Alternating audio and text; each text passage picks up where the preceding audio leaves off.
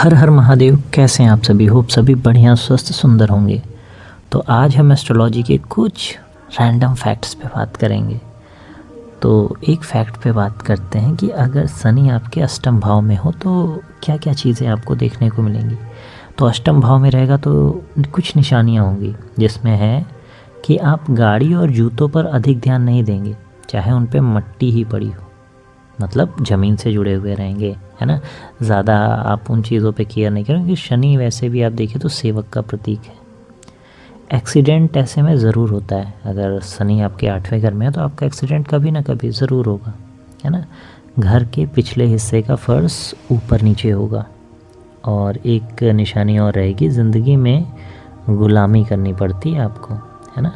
और मृत्यु लंबी बीमारी से होती है और घर में काले कीड़े निकलते हैं आपके और बार बार मानहानि होती है ना। ये शनि 8वें भाव में रहेंगे तो फिर होगा। और शनि वहीं 7वें भाव में है, 7th हाउस में, तो पत्नी की उम्र जातक से बड़ी होगी।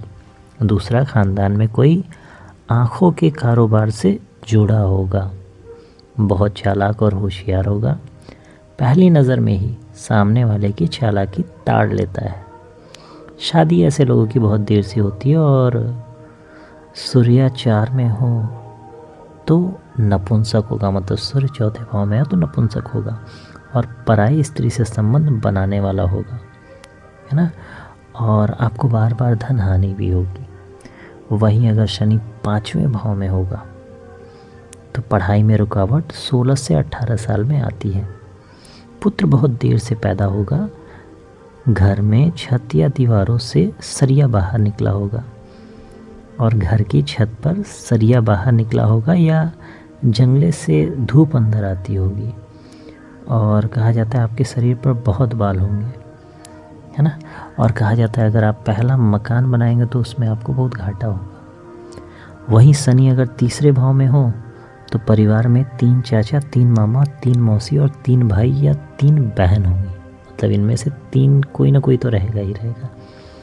बैंक में कभी पैसे नहीं जोड़ेंगे। जितना कमाएंगे आप उतना खर्च भी कर देंगे। घर में कोई ना कोई बीमार रहेगा।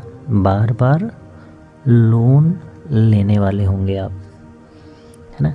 वहीं शनि अगर 2रे घर में हो तो अधूरी पढ़ाई होगी आपकी, मतलब कहीं ना कहीं पढ़ाई में ब्रेक आपके आएगा। पत्नी बहुत चालाक होगी क्योंकि शनि अब शुक्र के खाने में है। सर पर सरसों का तेल लगाएगा तो हर वक्त तनाव में रहेगा।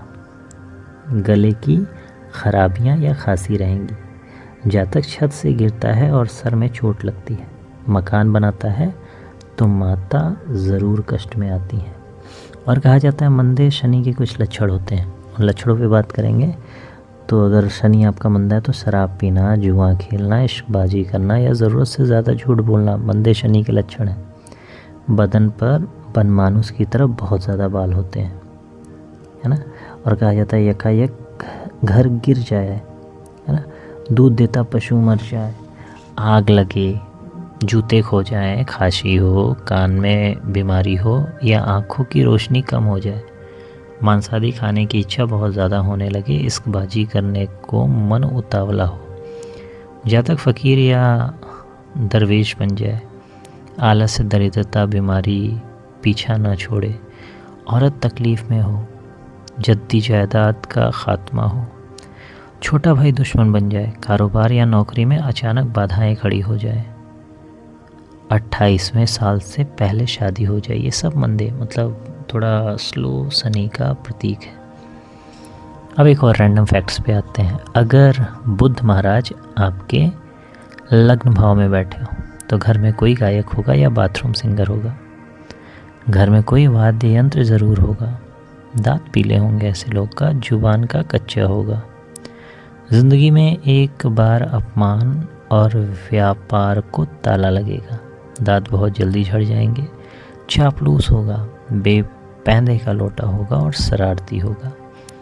वहीं बुध अगर 8वें भाव में आ जाए तो घर में तुलसी और मनी प्लांट लगाया होगा।